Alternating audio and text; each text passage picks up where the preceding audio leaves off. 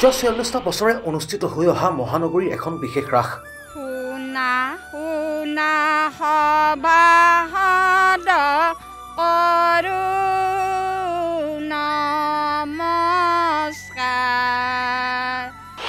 মহানগৰীৰ নিজৰাপন পাহাৰৰ নামনিত অনুষ্ঠিত হৈ অহা এখন বিশেষ ৰাস। শ্ৰীকৃষ্ণ ৰাসলীলা কৰিব প্ৰচাৰ। ফটাশিলাম্বাৰী নিজৰাপনৰ ৰাসস্থলীত আধ্যাত্মিকতা আছে, নাই মেলা।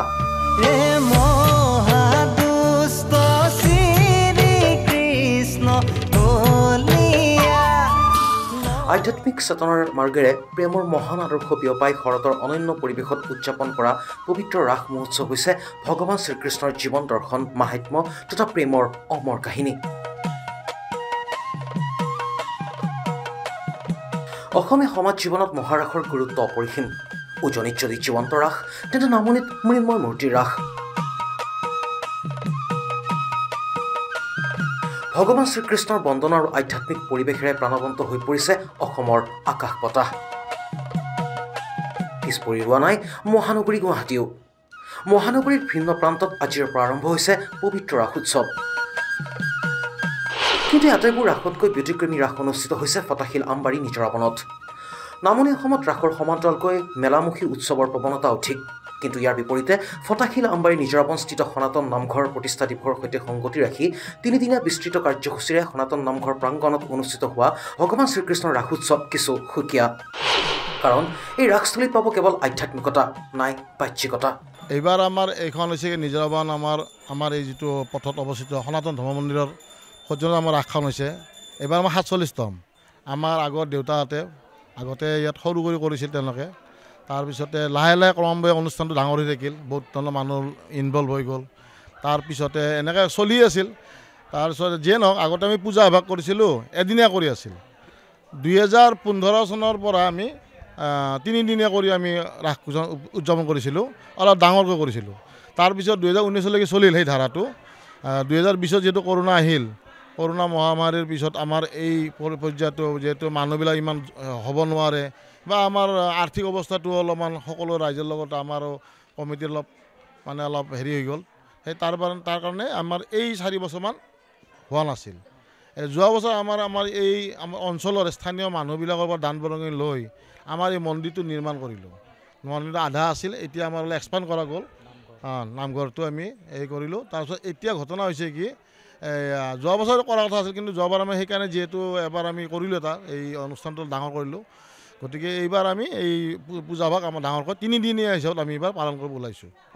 অন্যান্য কাৰ্যসূচী বুলি ক'লে আমি 2 দিন আমাৰ আপোনাৰ হেৰি আছে, নাগৰা নাম আছে, আজিও আছে, অহাকালিও আছে, আৰু পৰহি আমাৰ ইয়াতে কালচাৰেল অলপমান হ'ব, আৰু চিত্ৰাংকন প্ৰতিযোগিতা আছে। এইবিলাক আমাৰ সৰু সৰু ল'ৰা ছোৱালীবিলাকৰ অলপ 2-এটা আমাৰ ইয়াতে কাৰ্যসূচী ৰখা হৈছে। এইটো হ'ল কি, আমাৰ কেনেকুৱা, এইটো কিছুমান আমাৰ দান কৰাও আছে, যে কিছুমানে আমাৰ সজা হয় ব্যক্তি, কিছুমানে আমাক ইয়াত বহুত সহায় সহযোগ কৰিছে। আৰু কমিটিৰ পৰা আমাৰ ইয়াত হেৰি আছে, মানে সহায় সহযোগিতা আছে। কমিটি আমাৰ যিখিনি আমাৰ ক'ব গ'লে স্থানীয় মানুহ আমাৰ এই ৰাস্তাটোৰ পৰাই, তথাপিও আমাক কিছুমান ফটাশিলাম্বাৰী বা আমাৰ বিভিন্ন ধৰণৰ আমাৰ জাগাৰ পৰা 2-এজন ব্যক্তিয়ে আমাক সহায় কৰে। ধৰকচোন আমাৰ পাৰিবাৰিক হিচাপে আমাৰ যেনেকুৱা কৰি কিছুমান মানুহ থাকে, অলপ দূৰ দূৰান্তত থাকে, সেই সম্পৰ্কত আমাৰ বহুতো মানুহে আমাক সহায় সহযোগ কৰিছে। মানে প্ৰস্তুতি বুলি ক'লে আমি ধৰক মোটামুটি বিশ্বকৰ্মা পূজাৰ পিছৰ পৰাই আমি প্ৰস্তুতি চলাওঁ। ধৰক এই মূৰ্তিবিলাক বনাওঁতে সময় যথেষ্ট লাগে, সেইকাৰণে আমি বিশ্বকৰ্মা পূজাৰ পিছত আমি গোটেইখিনি প্ৰিপেৰেশ্যন কৰি পেলাই সেইমতে আমি বৰঙণি কিমান হ'ব, যিহেতু আমি বাহিৰৰ পৰা সেনেকুৱা আমাৰ মানে বিশেষ হেৰি নাহে, গতিকে আমাৰ ইয়াতে যিখিনি মানুহ আছে সেইখিনিৰে বেছিভাগ মানুহে হেৰি কৰোঁ আমি লৈ পেলাই। বাহিৰত ধৰক এতিয়া ধৰক আমাৰ ইয়াৰে কিছুমান ছোৱালী বাহিৰত গৈছে বিয়া হৈ পেলাই, তেওঁলোকে আহে, তেওঁলোকে ধৰক মই এটা কিবা দিম, সেনেকুৱাকৈ তাৰমানে আমাৰ ৰাসখন সেনেকুৱাকৈ আগবাঢ়ি গৈছে আন্তৰিকতাৰে। আৰু ধৰক ৰাস বুলি ক'লে এতিয়া চাওক, আজিকালি ল'ৰা যিখিনি চাম উঠি আহি আছে, সিহঁতে ৰাস কি বস্তু এতিয়া বুজি নোপোৱাৰ দৰে হৈ গৈছে। ৰাস কি বস্তু, যিটো যান্ত্ৰিকতাৰ মাজত সোমাই গৈছে, আজি ৰাস কি বস্তু সৰু ল'ৰা ছোৱালী গম নোপোৱা হৈ গৈছে।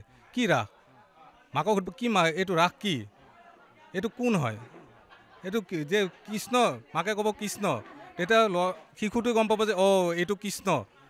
মানে তেতিয়া মাকে তেওঁক শিশুটোক বুজাব পাৰিব যে এনেকুৱা এইজন কৃষ্ণ, এইজন বকাসুৰ, মানে বকাসুৰ পুতনা কি কি হৈছিল কাহিনীবিলাক ক'ব, তেতিয়া শিশুটোৰ মানে বিকাশ হ'ব। ৪৪ বছৰে মহানগৰীৰ মাজমজিয়াত অনুষ্ঠিত হৈ অহা এই ৰাস মহোৎসৱে এইবেলি ৪৭ বছৰত ভৰি দিছে। কংক্ৰিটৰ মহানগৰীৰ মাজত আধ্যাত্মিকতা বজাই ৰাখি নৱপ্ৰজন্মক ভগৱান শ্ৰীকৃষ্ণৰ অলৌকিক জীৱন বৃত্তান্তৰ বিষয়ে অৱগত কৰাৰ লক্ষ্যৰে অনুষ্ঠিত হৈ অহা এই ৰাসখনত স্থানীয় ৰাইজৰ সহযোগিতা অপৰিসীম।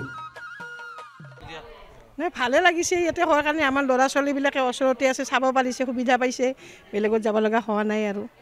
আহিছে আলহী চালহী চব আহিছে আমাৰ ঘৰত, সকলো আহে, 3 দিন বহুত ভাল লাগি থাকে।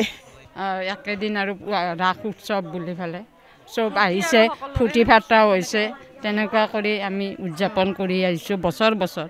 এতিয়া নহয়, এই বছৰে নহয়, আজি 48তম বছৰ হৈ উপনীত হৈছে আৰু এই ৰাসখনো। শুনা শুনা সবাহদ কৰোঁ নমস্কাৰ, শ্ৰীকৃষ্ণ ৰাসলীলা কৰিব প্ৰচাৰ, হে শুনা শুনা সবাহদ কৰোঁ নমস্কাৰ, শ্ৰীকৃষ্ণ ৰাসলীলা কৰিব প্ৰচাৰ।